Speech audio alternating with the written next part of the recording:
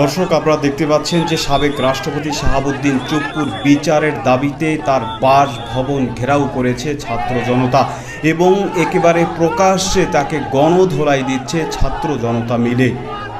পদত্যাগপত্র জমা দেওয়ার পর থেকে বঙ্গভবনে হামলায় সাংবাদিক সহ আহত হয়েছে সদ্য বিদায়ী রাষ্ট্রপতি মোহাম্মদ শাহাবুদ্দিন। এ সময় দৈনিক কালের কণ্ঠের জেলা প্রতিনিধি ও স্থানীয় এক সাংবাদিক সহ আহত হয় 10 থেকে 15 জন। খবর পেয়ে পুলিশকে পরিস্থিতি নিয়ন্ত্রণে আনে। সদ্য বিদায়ী রাষ্ট্রপতি মোহাম্মদ শাহাবুদ্দিন বাসভবনে হামলা এবং ভাঙচুরের ঘটনা ঘটেছে। এতে তার ছেলে, ভাই সহ 4 জন আহত হয়েছেন। সন্ধ্যায় এই ঘটনা ঘটে। রাতে উত্তপ্ত হয়ে ওঠে বঙ্গভবনের সামনের এলাকা। আন্দোলনকারীদের ছত্রভঙ্গ করতে সাউন্ড গ্রেনেড ছোড়ে পুলিশ। সাংবাদিক সহ আহত হন 5 জন। রাষ্ট্রপতি পদ থেকে মোহাম্মদ শাহাবুদ্দিনের বিদায় ঘিরে নতুন করে আলোচনায় এসেছে তার রাজনৈতিক অবস্থান ও কর্মকাণ্ড। এরই মধ্যে তার বিরুদ্ধে ওঠা একটি অভিযোগ সবচেয়ে বেশি আলোচনায় এসেছে যে অসুস্থতার কারণে বিদেশে সফরের কথা বলা হলেও পলাতক সাবেক প্রধানমন্ত্রী শেখ হাসিনার সঙ্গে নিয়মিত যোগাযোগ করতেন তিনি, আর এটি সরকারের আস্থায় বড় ধরনের প্রভাব ফেলেছিল। অবৈধভাবে ব্যাংক দখলের অংশীদার ছিলেন সাবেক রাষ্ট্রপতি শাহাবুদ্দিন চুপ্পু। ভুয়া একটি কোম্পানির নাম দেখিয়ে এস আলমের সাথে ব্যাংক দখলের অংশীদার ছিলেন সাবেক রাষ্ট্রপতি চুপ্পু। তিনি আওয়ামী লীগের রাষ্ট্রপতি। ভোট ডাকাতি করে এই ভোট ডাকাত রাষ্ট্রপতিকে বঙ্গভবনে বসিয়ে দিয়েছে। 1 নম্বর অপরাধী তিনি, ভোট ডাকাত রাষ্ট্রপতি। 24-এর গণ অভ্যুত্থানে যতগুলো খুন হয়েছে, শহীদ হয়েছে, সবগুলো রাষ্ট্রপতির নির্দেশে হয়েছে। শেখ হাসিনার আস্থাভাজন শাহাবুদ্দিন চুপ্পুকে ভোট ডাকাতির জন্যই শেখ হাসিনা রাষ্ট্রপতি নির্বাচিত করেছিলেন এবং এই শাহাবুদ্দিন চুপ্পু সে রাষ্ট্রপতি নির্বাচিত হয়ে আন্তর্জাতিক মহলের বিরুদ্ধে ঘোষণা দিয়েছিল, আমার দেশের নির্বাচন আমি যেরকম ইচ্ছে সেরকম করব, এই ব্যাপারে কেউ নাক গলাতে পারবে না। এবং এই রাষ্ট্রপতি শাহাবুদ্দিন চুপ্পুর সমর্থনেই শেখ হাসিনা আমি ডামির এবং ভোট ডাকাতির নির্বাচন করেছিল 24 সালে। এবং বাংলাদেশে যখন 24-এ গণ অভ্যুত্থান হয়েছে এবং এই গণ অভ্যুত্থানে শেখ হাসিনা এই রাষ্ট্রপতি শাহাবুদ্দিন চুপ্পুর সহযোগিতা এবং তার সমর্থনেই বাংলাদেশের হাজারো নিরীহ নিরপরাধ মানুষদেরকে নির্বিচারে গুলি করে একেবারে শেষ করে দিয়েছে। যে কারণে সাবেক রাষ্ট্রপতি শাহাবুদ্দিন চুপ্পুর পদত্যাগের পর এদেশের আপামর জনতা তার বিচারের দাবিতে তার বাসভবন ঘেরাও করেছে এবং ইতিমধ্যেই প্রকাশ্যে হেনস্থার শিকার হয়েছেন এই সাবেক রাষ্ট্রপতি শাহাবুদ্দিন চুপ্পু। দর্শক, এ বিষয়ের কিছু অংশ ভিডিওর শুরুতে শিরোনামে আপনারা দেখেছেন, বিস্তারিত দেখবেন পুরো ভিডিও জুড়ে। এ বিষয়গুলো দেখার পূর্বে আপনাদের একটা অনুরোধ করব, যারা আমাদের চ্যানেলে নতুন আসছেন চ্যানেলটি সাবস্ক্রাইব করে অল ক্লিক করে বেল আইকনটি চালু করে দিবেন। দর্শক, চলুন আমরা দেখব যে এই শাহাবুদ্দিন চুপ্পুর বিচারের দাবিতে তার বাসভবন যে ঘেরাও করেছে এবং প্রকাশ্যে সে হেনস্থার শিকার হয়েছে সেটা আমরা দেখব। সেটা দেখার পূর্বে চলুন প্রথমে আমরা একটু দেখে আসি যে শাহাবুদ্দিন চুপ্পুকে ক্ষমতাচ্যুত করার অত্যন্ত চাঞ্চল্যকর এবং গোপন কিছু রহস্য এবার বেরিয়ে এসেছে। সেটা আমরা প্রথমে কিছু অংশ দেখে এরপর ওই বিষয়টা দেখব। ধৈর্য ধরে একটা লাইক দিয়ে ভিডিওটি শেষ পর্যন্ত দেখতে থাকুন। রাষ্ট্রপতি যারা মোহাম্মদ শাহাবুদ্দিন, তিনি স্বাস্থ্যগত কারণে পদত্যাগ করেছেন এবং বাংলাদেশ জাতীয় সংসদের স্পিকার হিসাবে পদত্যাগপত্র আমি গ্রহণ করেছি। তাসের ঘরের মতো গুড়িয়ে গেল শেখ হাসিনার শেষ দুর্গ। বঙ্গভবনের সুরক্ষিত দেয়ালে আঘাত হেনেছে প্রলয়ঙ্কারী রাজনৈতিক ভূমিকম্প।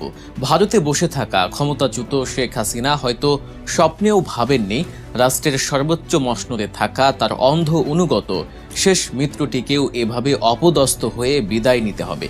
শুক্রবার আচমকায় রাষ্ট্রপতি মোহাম্মদ শাহাবুদ্দিন চুপ্পুর ইস্তফায় রাজনৈতিক অঙ্গনে তোলপাড়।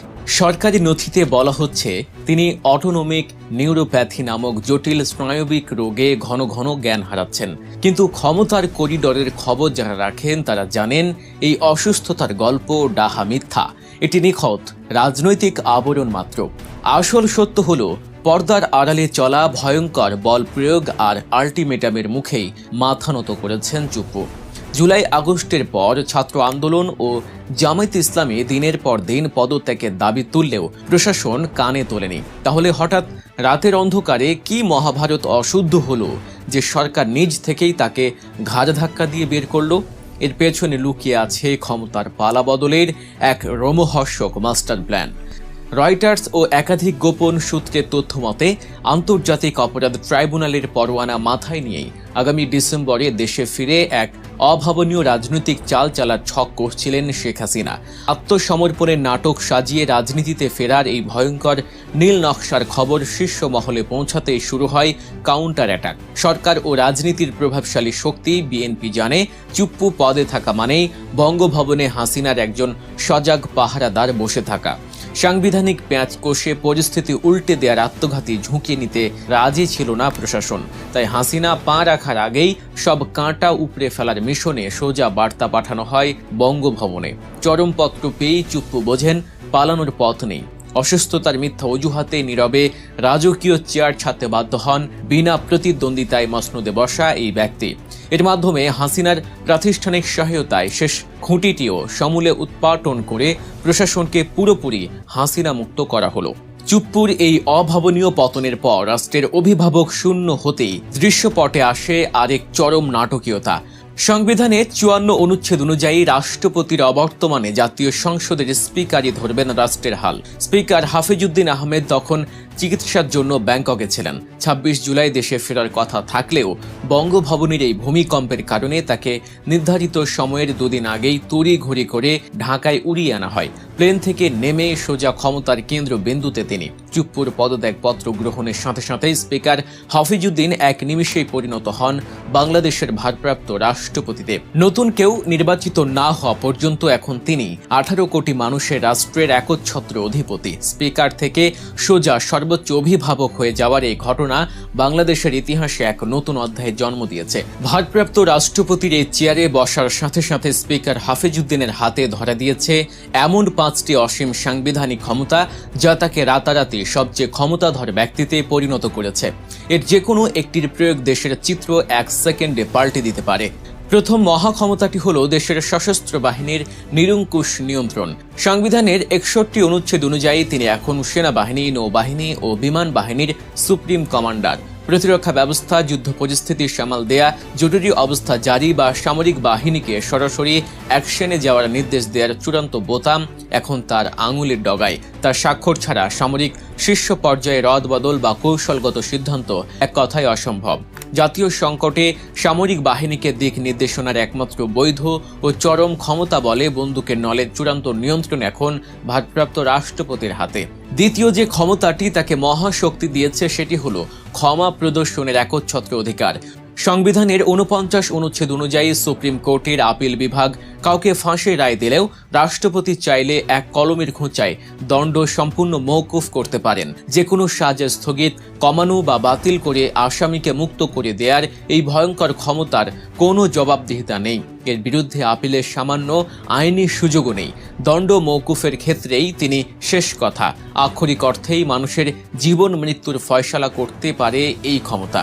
তৃতীয় মহা ক্ষমতা হলো অধ্যাদেশ জারির মাধ্যমে দেশ চালানো। সংসদ অধিবেশনে না থাকলে চরম সংকটে রাষ্ট্রপতি সরাসরি অধ্যাদেশ জারি করতে পারেন। এটি সাধারণ কোনো কাগজ নয়, সংসদের পাশ করা আইনের মতোই সমান শক্তিশালী ও তৎক্ষণাৎ কার্যকর।